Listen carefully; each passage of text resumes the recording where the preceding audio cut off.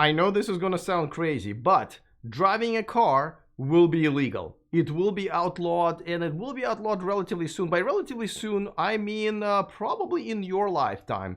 Probably in my lifetime. I am 42, and I gotta tell you, I'm kind of looking forward to it. Let's talk about what will take for driving for humans to be outlawed, and also what are we gonna do then?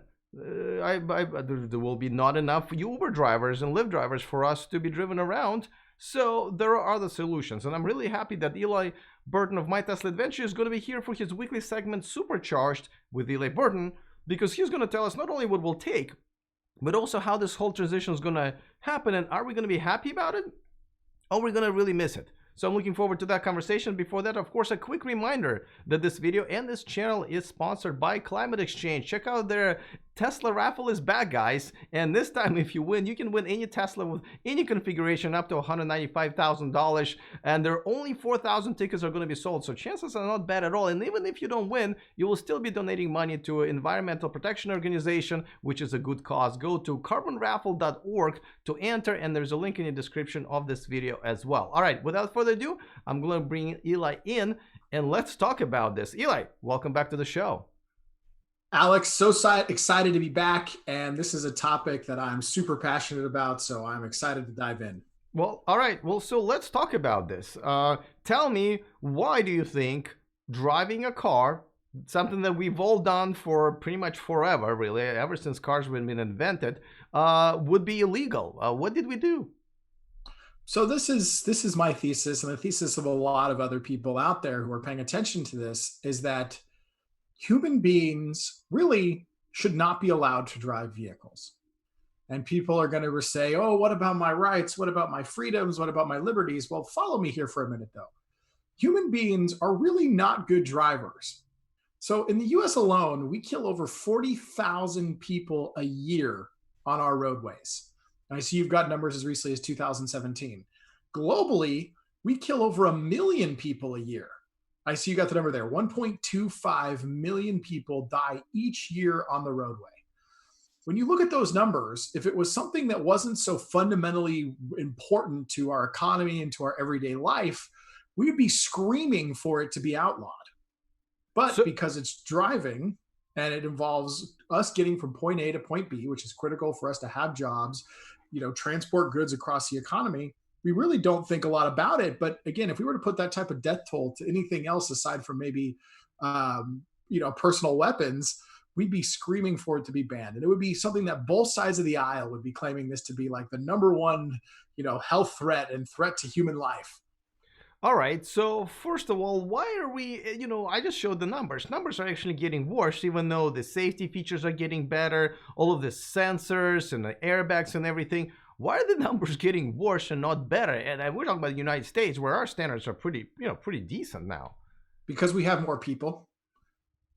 Well, I mean, do we also have more phones that these people are looking at, or distractions, or something's? I mean, it's a lot of people that we kill here. So what we're looking at, though, is deaths. We're not necessarily looking at ratio of death per capita, right? So the population of the United States has been growing. And, I think we're at 380 million now, getting close to. It's been a while since we had the last census. But yeah, we've got more people than ever on the roads. More people can afford cars, more people getting on the roads at younger ages than used to be able to. And yeah, even despite of the added safety features that we have, we're still killing more people each year. And let's say the number was even slightly declining because the cars were getting safer and doing a better job of protecting us.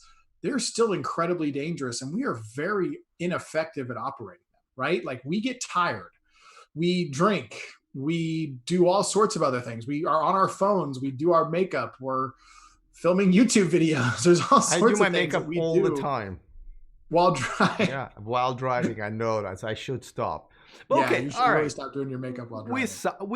We suck at it. And, again, I think anyone who's been on the road recently can definitely see. But, what is the alternative? I mean, you just said it. We know we're doing this, but we can't not live our lives and not drive because we got to get back, you got to get to work and we got to pick up kids and all that stuff. What's the alternative? Is the driverless cars, the self-driving cars, the answer? So I can tell you what's not the alternative, at least in the US, and that's public transportation, because our public transportation network is grossly inefficient for how quickly we need to move people around. But it is the rise of self driving cars. And we've got a number of different technologies and companies that are tackling this problem, from Tesla, who's working their way to what they aim for is level 5 autonomy using a generalized AI. They're currently kind of in that space between level 2 and level 3 self-driving. They've got capabilities that definitely fall from level 3, but it qualifies as level 2 because you're required to stay in control of the vehicle. We have Super Cruise by, I think, GM is who makes that.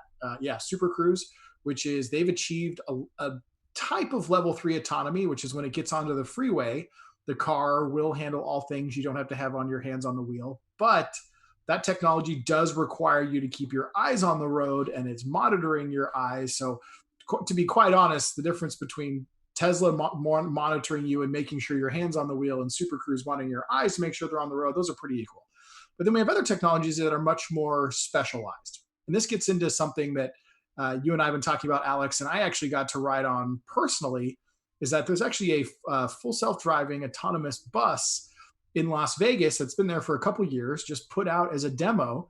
And by the way, there is a human like operator person in there, but the person has no access to controls.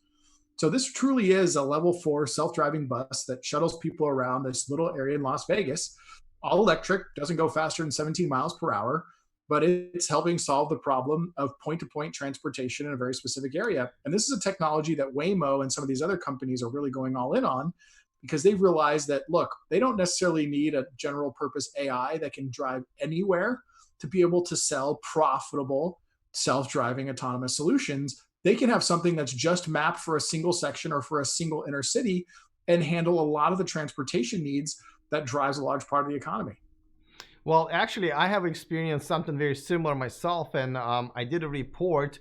Let me see even if I have a video here of it. I did a report on this thing called Ollie, which is a 3D printed pod, just like you wrote in Vegas. But what these pods are usually put on either large company campuses or school campuses. This particular footage was taken at the Sacramento State here in Sacramento, where we both live close by there. And you're right, there's an operator right now, but I think it's a testing period, and I think by now they may not even have the operator. And yes, it is pretty much the same route every day, but they are driverless, and therefore even if the student's riding on bikes, right, there's still accidents when they're riding bikes because they're still humans. But here there's absolutely nothing that can go wrong. These cars, they don't fall asleep, they're not tired, they're not fighting with their girlfriends or looking at their phones, though at some point I'm assuming they might do that as well. But for now, I think we're pretty safe. What's next, and when do you think is going to be happening in sort of a in a wider areas and across our lives? And you talk about that thing taking the same route every day. How many routes would it have to know to be able to take to all of a sudden be valuable as a method of transit that you'd be willing to take? Is it 10 routes? Is it 20 routes? Is it 30? But whatever it is, it's not a very large number where in densely populated areas, this thing's going to be valuable.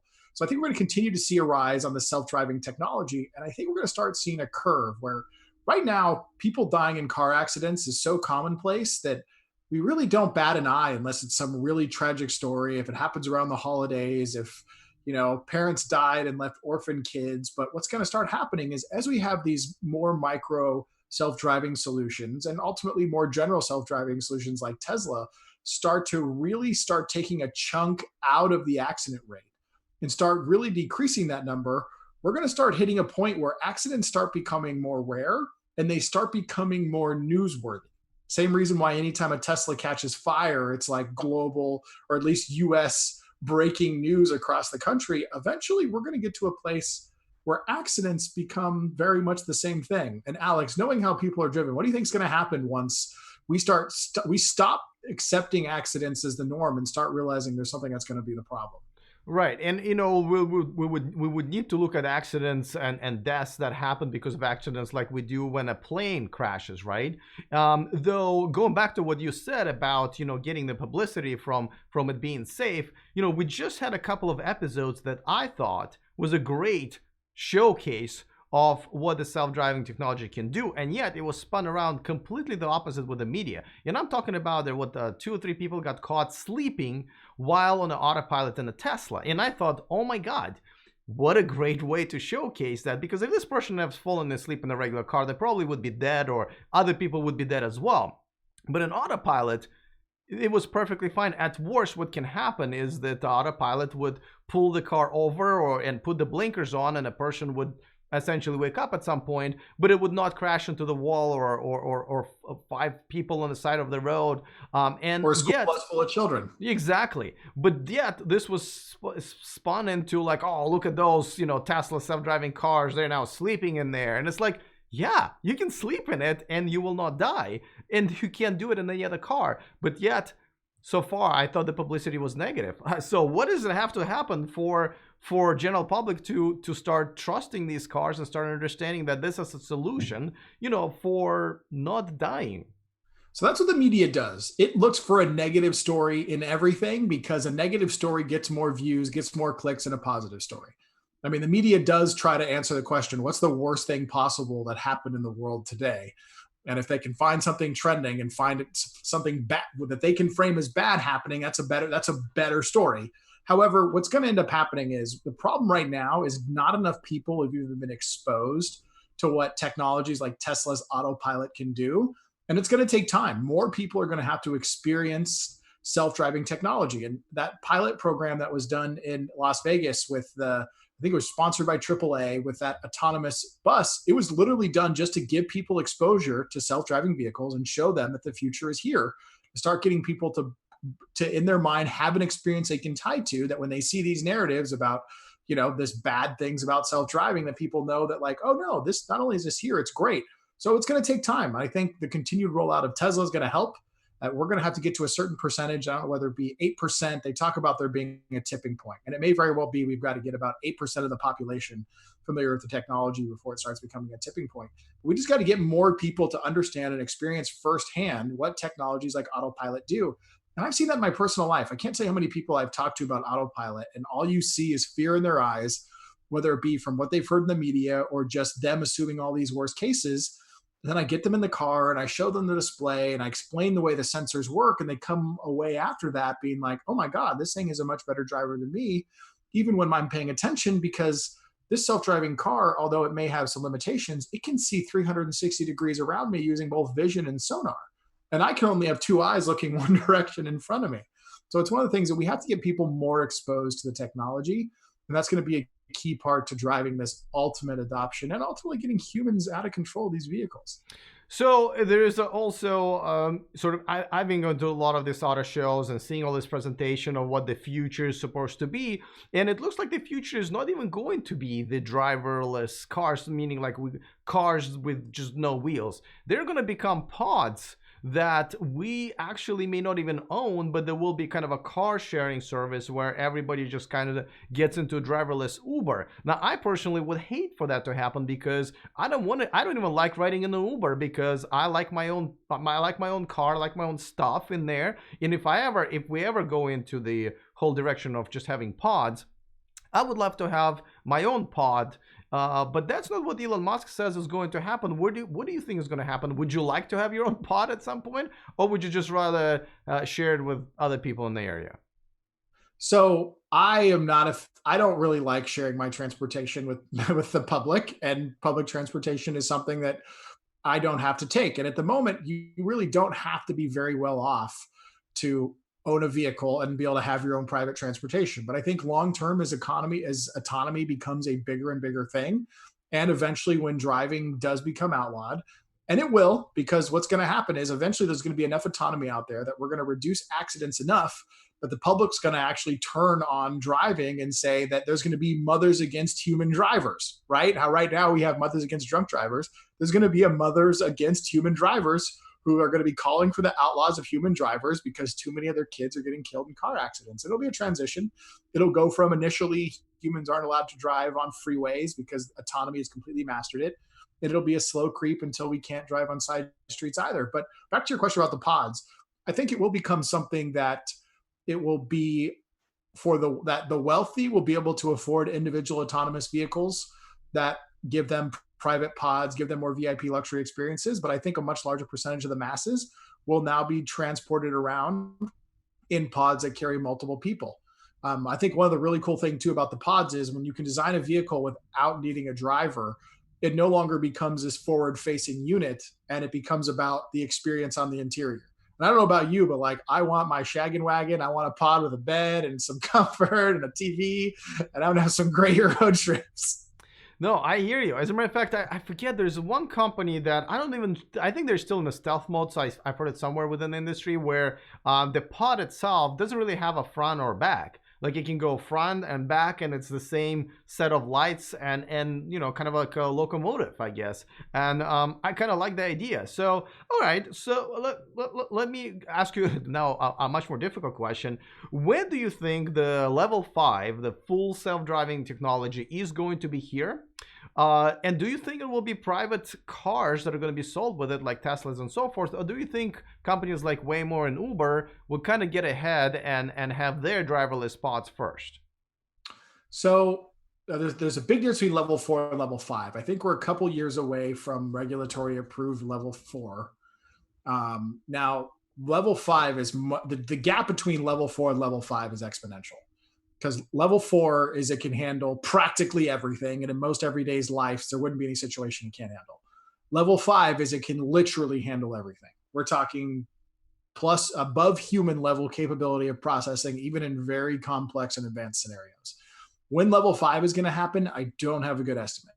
Level 4, I do think it's the next couple of years, but level 4 will eradicate the need for almost all human transportation. And part of the thing is too, what I think is going to become part of this, I think there's some of these complicated intersections and road designs that will ultimately get redone, and future roads will be built with autonomous cars in mind.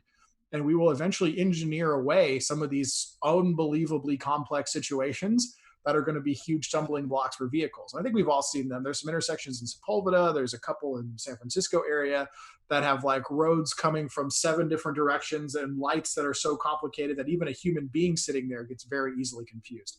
I think intersections like that will ultimately be re-engineered because they're such outliers that make a technology that works in so many places suddenly break down. I think ultimately the money will be invested in fixing them. But who do I think is going to really get there first? I think to level 4, Tesla is by far going to get there in a way that's affordable, way before Waymo, because they're not going to be having to apply this giant hardware package to the top of vehicles. The hardware is already there.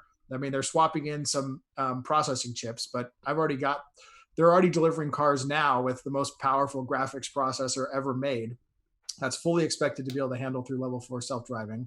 I think Waymo is going to have it in some more limited capabilities, like in limited areas that they really focus on. But I think from a general standpoint, I think Tesla really does have the large lead.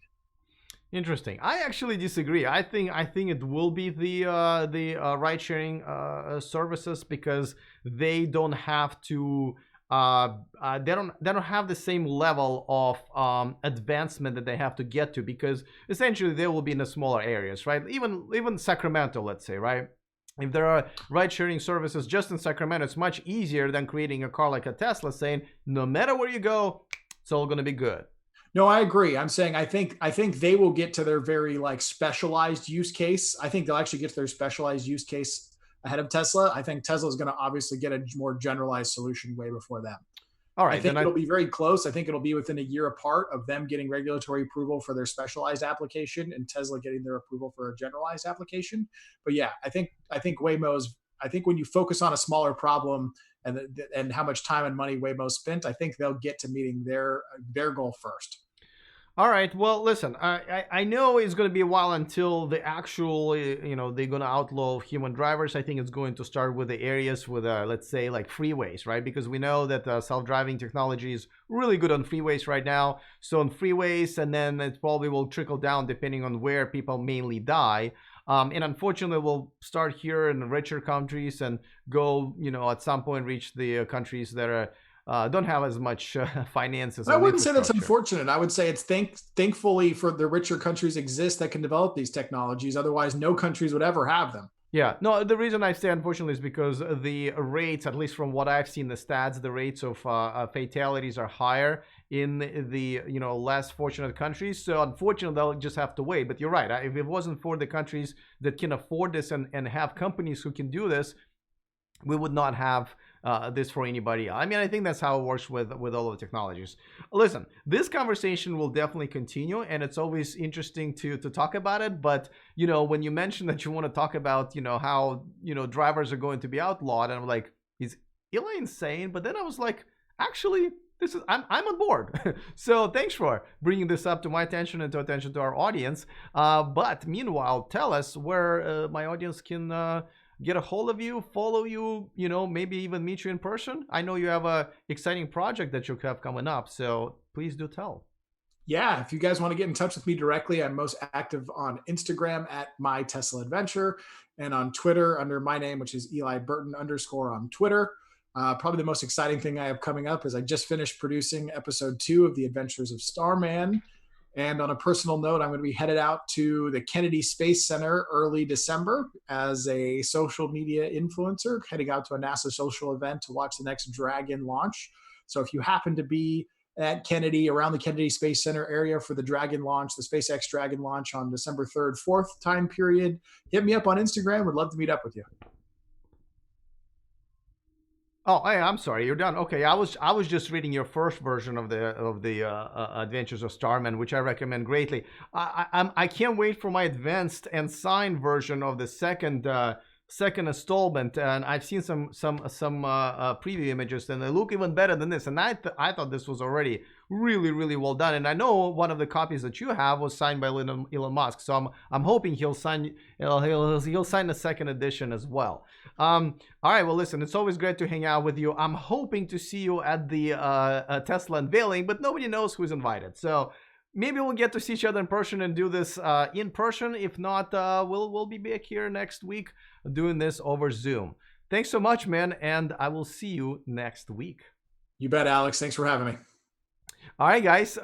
Interesting topic. There is no right or wrong answer yet, but I think we know where all of this is going. Let me know in the comment section.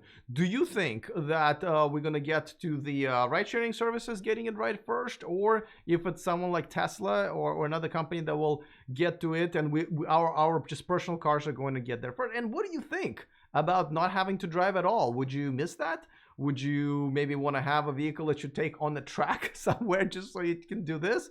That'll be kind of fun. Weird times we live in, right? Weird times. Just think about it. Well, even 20 years ago, this would not even be a question. By the way, I want to remind you guys that a lot of my videos are streaming on live on Patreon. That's the only way to find out the news right away as soon as I'm able to bring it to you. And don't forget that it is only a few bucks a month, but that helps me eat, really, which supports me being a full-time YouTuber. So for those of you guys who are part of my Patreon family, thank you so much. I really do appreciate it. If you want to join, there's a link in the description of this video, but also there's another link to join our VIP list where we send bonus stories at the end of each week. There's those stories that are really exciting, electric car related stories, but just I wasn't able to fit them into the schedule of the daily videos on this channel or on our website e4electric.com. So the link to that is also in the description of this video. All right, looking forward to that. Other than that, see you guys next time, and remember to stay charged.